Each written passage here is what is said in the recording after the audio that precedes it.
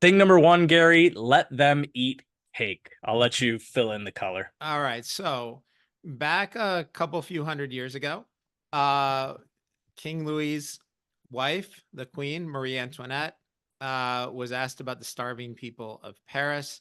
And there's a question of whether this story is true, whether it actually happened or not. But the rumor goes that somebody said they don't have bread, and she responded, let them eat cake. Now, we don't really know if that happened. There are some who say she didn't really do that, but that line has become the emblem of aristocratic indifference to the suffering of the commoners.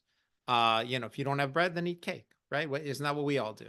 But people were starving at the time, and our friends at Unicus Research, Lex Ganapathy, coined an incredible phrase last year.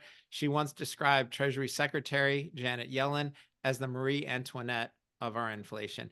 Yellen, as chairperson of the Federal Reserve, after she was once came out and said her biggest regret was not creating more inflation. So for everyone listening to this, let me ask you, was a lack of inflation something that caused distress in your life? Were you upset before a couple of years ago when prices were not going up constantly? Now that we have more inflation, is your life any better? And if the answer to any of this is you're an idiot, what are you talking about? Now you understand why we're so negative on Janet Yellen all the time. This is a person who came out in public and said, I wish I had created more inflation. Great. So now you're Marie Antoinette. Again, credit to Unicus Research for that one. So on camera last week, Secretary Yellen was asked about grocery prices. Again, this has been a constant theme here at Deep Knowledge Investing.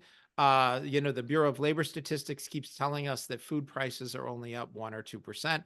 I don't know anyone who believes that. And when asked about grocery prices, Treasury Secretary Yellen was very dismissive and basically, I'm going to paraphrase, but basically said that she was detached and said, I don't think prices are up that much. Again, I'm paraphrasing, but her remarks really seem to ignore the daily struggles of families facing inflated grocery bills.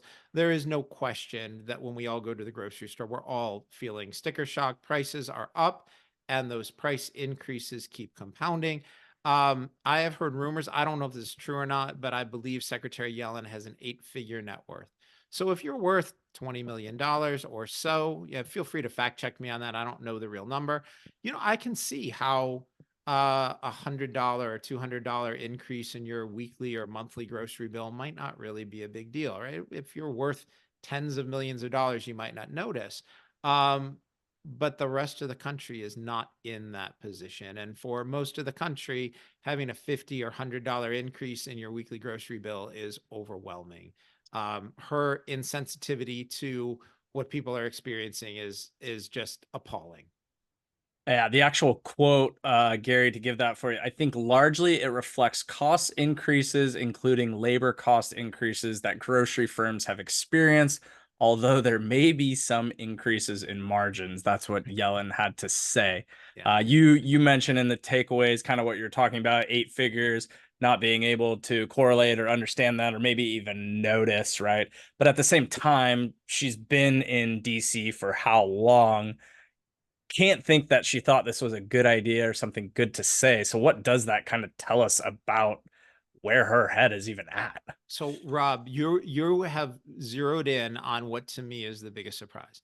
It doesn't surprise me that somebody who lives in Washington D.C., who has an 8-figure net worth and has been at the upper levels of power, of governmental power, of finance power, might be divorced from the experiences of a common person struggling to pay their grocery bill. That part I understand. And I'm not condoning it. I'm just saying I can understand how that would happen. The part that shocks me is that anybody who's been a multi-decade Washington, D.C. operator would actually think it was a good idea to, on camera in front of other people, belittle the increases in grocery prices and say, you had the exact quotation, Rob. Why anybody who has spent decades in Washington would think it was a good idea to say this stuff out loud, that's the part that's beyond me. And, usually when things happen that I think are crazy or stupid or ridiculous, I usually have a sense of of why. And there's some sort of information asymmetry or misunderstanding or just a disagreement. But I usually understand the other point of view. This is one of those things where I'm not shocked she thinks it. I'm absolutely shocked that she thought it was a good idea to say that out loud in front of a camera. And make sure to check out written version. I think we might pop it up on a screen, but we've got a great, Yeah. I don't know, maybe GPT rendering of Janet Yellen as Marie Antoinette or alongside of one of With her. her, yeah. We're round of applause here to new DKI intern Alex. He did use Chat GPT and put together a hilarious graphic. I know Andrew's going to flash it up on the screen, but it's, Yellen and Marie Antoinette in the middle of a grocery store holding a cake.